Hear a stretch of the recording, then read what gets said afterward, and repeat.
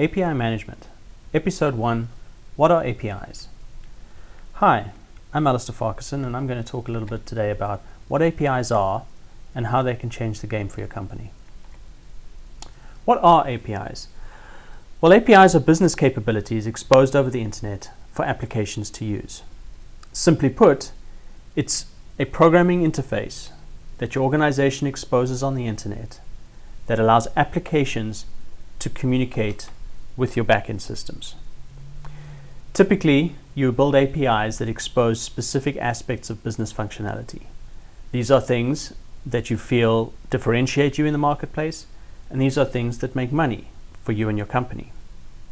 So essentially what you're doing through the creation of APIs is that you're creating a new channel for your business.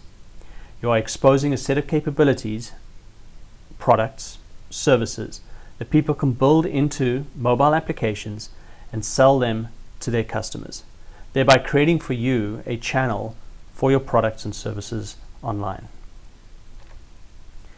Why would somebody use APIs? Well, some people use APIs to make money.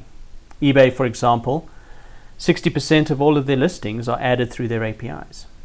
So people are both making money by selling products on eBay. They're building applications, mobile applications that are integrated with eBay for the sale of product and services. And eBay certainly is making money by expanding the channels in which they actually get new advertising revenue and get new products on their site. Organizations can save money through the use of APIs. So SmugMug, for example, saves over $500,000 a year with Amazon S3 storage.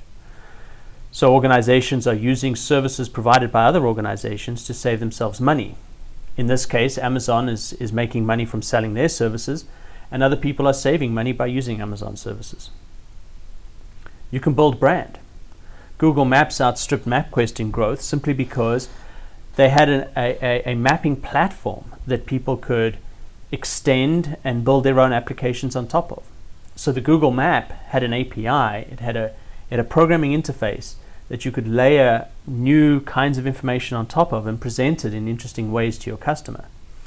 So Google Maps exploded in growth simply because there were other people out there inventing and innovating new applications on top of a Google mapping application.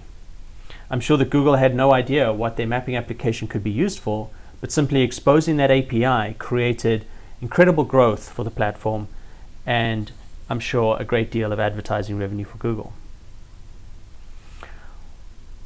You would also use potentially APIs when you move to the cloud.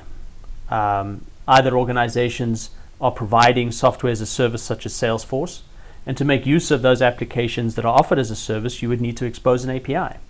50% of all Salesforce.com transactions come in through their API. Inversely, organizations are taking functionality that is not part of their core value, not part of their core strength, taking it out of their cost structures and outsourcing it to organizations like Salesforce. They're exposing their internal systems to Salesforce, and Salesforce and the internal systems work together to provide a solution that used to be purely in-house. APIs can also go anywhere, of course. Part of the Netflix success is that Netflix exposed an API, and the Netflix capabilities and functionalities was built into almost every device you can get these days, that presents video content. VCRs, DVRs, DVD players, gaming consoles, these all have Netflix clients built into them. And as a result, Netflix has changed their business from a business that ships DVDs and movies to somebody who provides a set of APIs and is essentially distributing content through them. So while Netflix has prospered, its competition has lagged. And that is all through the ability of APIs to go anywhere, to be mobile, and to be consumable by mobile devices. Thank you for listening to episode 1 of our API management series.